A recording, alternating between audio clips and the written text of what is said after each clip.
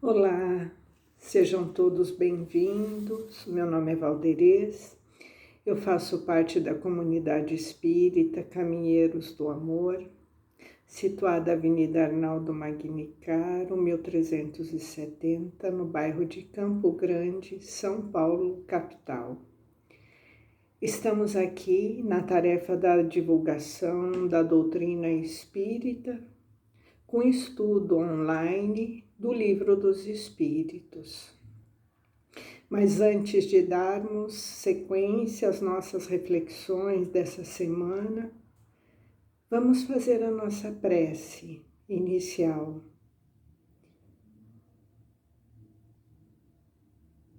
Rogamos a Ti, Senhor, Pai de amor, Pai de infinita misericórdia,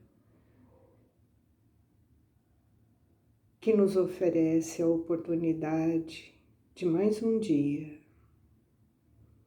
para que possamos compartilhar com o nosso próximo, desenvolver aquilo que nos falta, nas nossas virtudes, na nossa trajetória evolutiva de espíritos imortais.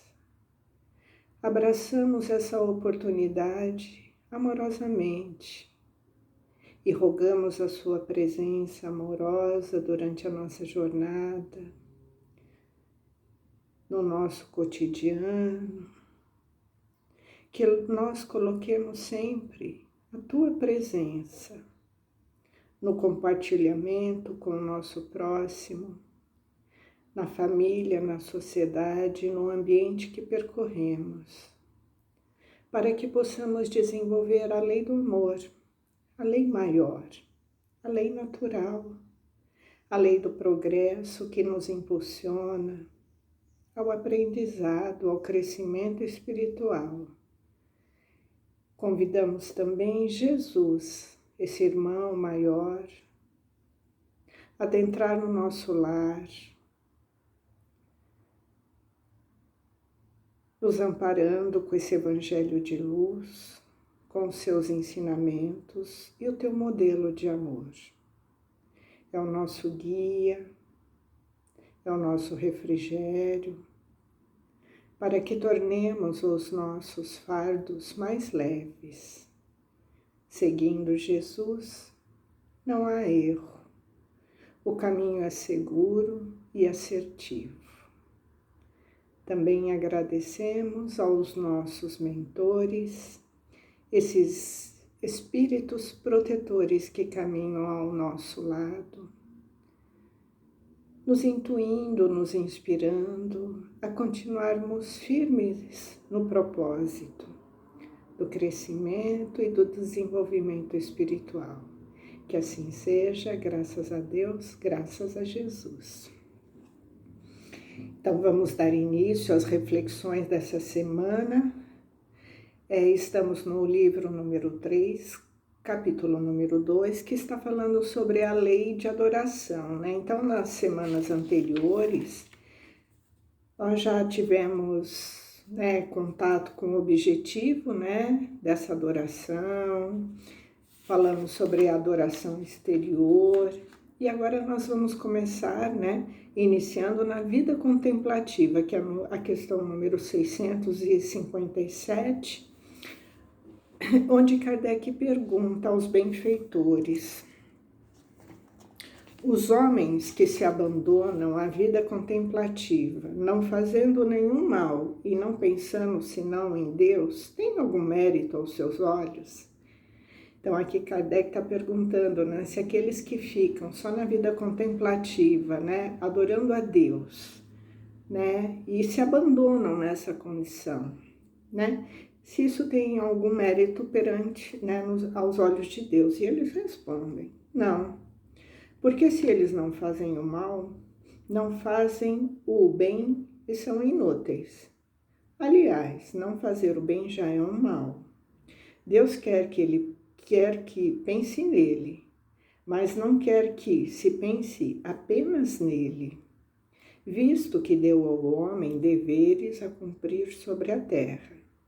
Aquele que se consome na meditação e na contemplação não faz nada de meritório aos olhos de Deus, posto que a sua vida é toda pessoal e inútil à humanidade, e Deus lhe pedirá contas do bem que não haja feito. Então, olha como é importante a gente estudar e a gente entender que muitas vezes a gente pensa que aquele que se recolhe, numa vida isolada de todos, da sociedade, das comunidades, das pessoas, porque acham que vão, eles se afastando, eles vão entrar em melhor comunhão com Deus, porque não vão estar impregnados com as mazelas da humanidade. Então eles acham que isso, eles têm essa percepção de que isso é estar em comunhão com Deus. E aqui a gente não está falando, que nós não temos que, durante o nosso dia, ter reservado um momento para que nós olhemos para dentro de nós, nos recolhamos, numa meditação, numa percepção de autoconhecimento, Nós não estamos falando sobre isso, porque isso é necessário, isso expande a nossa consciência espiritual, esse momento interior, de meditar, de refletir. Isso é ótimo, é salutar, é recomendado, porque isso amplia a nossa consciência com esse nosso eu mais profundo, a gente entra em contato, estabelece essa paz interior, desacelera os pensamentos, isso é excelente, mas aqui ele não está falando sobre isso. Ele está perguntando nas pessoas que só vivem disso, elas se isolam, da sociedade, da família e vão viver de forma contemplativa, só ali meditando, contemplando, se conectando a um plano maior e nada fazem de útil. Nós já sabemos, todos nós temos uma tarefa e essa tarefa, ela pede de nós, ela exige de nós um compartilhamento com a família, com a sociedade, com o nosso próximo, para que a gente possa desenvolver e fazer as coisas úteis para o nosso crescimento espiritual. Então é isso que Deus espera de nós. Porque só ficar isolado lá contemplando a vida e não fazer o mal, o fato de você não fazer o bem, você já está fazendo o mal. Porque você teria oportunidade de usar toda aquela sua energia, todo aquele seu potencial em favor daqueles que te cercam. E se você se isola e só fica contemplando, você já está fazendo mal e você vai ser cobrado, Se você deixa de fazer o bem, Você está lá, não está fazendo mal, mas você está deixando de fazer o bem. E você vai ter que dar conta por não ter feito o bem. Então, essa vida só contemplativa não tem mérito aos olhos de Deus. Não é isso que Ele espera de nós. Sendo que a nossa maior tarefa é desenvolver virtudes com aqueles que nos cercam, Exercitando o amor, o perdão, a compaixão, a caridade, a paciência, a tolerância. A gente só faz isso compartilhando com o próximo, porque só assim a gente vai saber, se realmente a gente está ali conquistando as virtudes que a gente almeja. E na próxima questão, Kardec pergunta: a prece é agradável a Deus? E eles respondem: a prece sempre é agradável a Deus quando é ditada pelo coração, porque a intenção é tudo para Ele. E a prece do coração é preferível àquela que se pode ler, por bela que seja, se as lês mais com os lábios do que com o pensamento. A prece é agradável a Deus quando ela é dita com fé, fervor e sinceridade. Mas não creas que ele seja tocado a do homem fútil, orgulhoso e egoísta, a menos que isso seja, de sua parte, um ato de sincero arrependimento e de verdadeira humildade. Então, ele está perguntando se a prece é agradável a Deus. E eles respondem sim, ela é agradável a Deus. Mas para que seja agradável a Deus, tem que ter um propósito. tem que ter um fervor e um sentimento de sinceridade, de humildade, de conexão com esse Pai, que a gente se conecte com Ele de forma a dialogar como se um filho tivesse dialogando com o Pai. Então não precisa ser uma prece lida com belas palavras, palavras rebuscadas. Ela tem que ter o sentimento, ela tem que ter esse fervor, né? Tem que ter essa cumplicidade com Deus. Então nós temos que trazer essa presença amorosa de Deus em nossas vidas. E a prece é um laço que nos une, porque assim nós entramos em conexão através desse desejo, dessa vontade, dessa vibração, de se ligar a esse Pai de amor. Então, não importa o tamanho da prece, as palavras que a gente fala, né? Mas em si, esse diálogo amoroso, diálogo sincero, de um filho para um pai. Então, essa sim será tocada, né? Vai chegar até Deus, e não daquele que ora de forma automática e fútil, né? Só pedindo, achando que Deus está ali para servir. Então, ele fala, né? A não ser que seja um ato sincero de arrependimento e de humildade, né? Desse homem orgulhoso, desse homem fútil e egoísta. Então, nós temos que refletir, né, a maneira que nós estamos nos conectando, né, com esse Pai maior. Na próxima questão, Kardec pergunta: qual é o caráter geral da prece? Por que a gente faz prece, né? O que isso significa, né? Qual é essa condição, né, da prece? E eles respondem: a prece é um ato de adoração. Orar a Deus é pensar nele, se aproximar dele e colocar-se em comunicação com ele. Então, é trazer a presença amorosa de Deus para as nossas vidas. É chamar ele para junto de nós, para o nosso cotidiano, para a nossa vida. Então, a gente se submete numa condição de humildade, sabendo que somos filhos, que Deus é Pai, Ele é Criador do universo, e a gente chama essa grandeza de Deus, essa misericórdia para junto de nós, nos comunicando com Ele através da prece.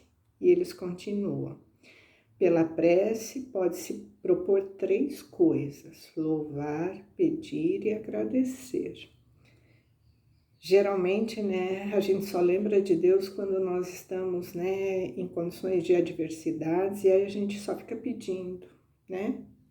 Mas o exercício maior que nós devemos começar quando vamos nos conectar com Deus, primeiramente, é a gratidão. Então, a gente começa nesse exercício, né, de se comunicar com Deus através da gratidão, agradecendo. E à medida que a gente vai desenvolvendo e vai se aproximando mais de Deus, sempre chamando Ele nesse reconhecimento de agradecimento, nós vamos já criando um hábito, uma ambiência, uma vibração amorosa de gratidão. E aí nós vamos aprendendo ao longo do tempo que podemos também pedir. E quando a gente pede, primeiramente, né, para aqueles que estão em situações muito mais adversas que nós vibramos pelo nosso planeta, pelas pessoas que estão em dificuldade, passando, né, por adversidades muito maiores que a nossa, vai chegar também, junto com essas vibrações, as coisas que nós necessitamos de fortalecimento. Também vai se chegando para junto de nós os benfeitores, através desse ato, né, de reconhecimento e gratidão, de humildade. Os bons espíritos, eles vão se aproximando de nós e criando também para nós uma ambiência muito salutar de fortalecimento, de revigoramento. Então, quanto mais a gente agradece e louva a Deus, mais nós trazemos para junto de nós as benesses, né? Nós colhemos essas benesses que a gente também deseja para o outro, para o próximo. Então, essas vibrações chegam para nós também. Muitas vezes, sem a gente pedir, Deus sabe pelo que nós estamos passando e o que nós necessitamos. Então, esse é o caráter da prece: louvar, pedir e agradecer, sendo que a gratidão a Deus é a nossa primeira tarefa do dia, né? Agradecer a Ele pelo sol que se levanta, pela oportunidade, né, de recomeçarmos, de progredirmos. Então, que nós possamos refletir, né, sobre esse caráter da prece e não ficar só na condição de pedintes, né? Pois nós já estamos numa condição diferenciada, né? De poder também emanar para o nosso próximo tudo aquilo que a gente gostaria também de receber, né? A gente já tem essa compreensão. Na última questão, na 660, Kardec pergunta: a prece torna o homem melhor? E eles respondem: sim. Olha que bacana, né? A prece torna o homem melhor. Sim, porque aquele que ora com fervor e confiança é mais forte contra as tentações do mal, e Deus lhe envia os bons espíritos para o assistir, aquilo que falamos. É aquele que ora realmente com fervor e confiança, ele fica mais forte, ele se torna um guerreiro, né? Gabaritado, capacitado para enfrentar os desafios, como ele fala, as tentações, né? São os desafios que todos nós temos, né? As aflições, os enfrentamentos. Ele envia os benfeitores para nos assistir. Então, a prece fortalece nesse sentido. É um socorro que não é jamais recusado, quando é pedido com sinceridade. Então, olha que bacana, né? A gente sempre acha que está sozinho, né? Nos embates da vida. Nós nunca estamos sozinhos, mas nós precisamos ter a humildade, né? De reconhecer a nossa pequenez, as nossas imperfeições, mas que tem um Pai de amor que está conosco. E Ele envia o socorro quando necessitamos, né? Mas nós temos que ter confiança, temos que ter a nossa condição também de esforço íntimo, de fazer a nossa parte na nossa transformação moral. E uma coisa muito importante é o que vai vir na próxima pergunta, para a gente fechar, né, o estudo dessa semana. Como ocorre que certas pessoas que oram muito sejam mau grado isso, de um caráter muito mau, invejosas, ciumentas, coléricas, carentes de benevolência, de indulgência e até mesmo algumas vezes viciosas? Ele está perguntando, aí tem algumas pessoas que ficam orando por horas e horas, mas elas têm ali um desvio de caráter, né? São muitas vezes viciosas. Por que isso acontece se elas oram tanto? E eles respondem: orar não é orar muito, mas orar bem. Essas pessoas creem que todo mérito está na extensão da prece e fecham os olhos sobre os seus próprios defeitos. A prece, para elas, é uma ocupação, um emprego de tempo, mas não um estudo delas mesmas. Não é o remédio que é ineficaz, mas a maneira como é empregado. Então, aqui dá para a gente resumir tudo, né? Então, o essencial não é orar muito, não é fazer da oração um trabalho, um emprego, como se fosse assim: eu faço tantas vezes, X vezes, repito palavras, estou quite com o meu compromisso com Deus, né? Fiz a minha parte. E acaba não se atentando para isso que eles perguntam, o caráter. Muitas vezes fica ali contemplando, mas com caráter vicioso, são invejosas, ciumentas, egoístas, não são indulgentes, trazem ali vícios morais. Então a prece para elas é só uma ocupação de tempo, né? Mas não é o estudo delas mesmas. Então elas não se atentam para o real objetivo da nossa trajetória humana, que é desenvolver aquilo que nos falta, as virtudes, através da nossa transformação moral, pois nós temos o livre-arbítrio e temos que refletir naquilo que a gente se comunica com Deus. Se nós queremos o perdão de Deus, né, para as nossas dificuldades, nós temos também que observar que, assim como trazemos as dificuldades, os outros também trazem, e eles também carecem do nosso perdão, da nossa condição de refletir, de nos transformar, para sermos eficazes no nosso progresso espiritual. Então, o essencial não é orar muito, mas orar bem. E orar bem é fazer essa autorreflexão de quem somos nós, quais são os nossos entraves, as nossas dificuldades, o que nós podemos fazer para nos melhorarmos a cada dia e rogar a Deus nessa força, esse discernimento, para que a gente possa seguir esse modelo de Jesus que é infalível, né? Para que nós façamos essa nossa transformação. Então, são essas questões, né, dessa semana. Então, que nós possamos refletir em tudo aqui, né, que estudamos e aplicar, né, no momento que estivermos fazendo as nossas preces, né, colocar todo esse aprendizado e esses ensinamentos, não só na prece, mas na necessidade que nós temos da nossa transformação moral, que isso sim é agradável a Deus. Que assim seja, graças a Deus, graças a Jesus.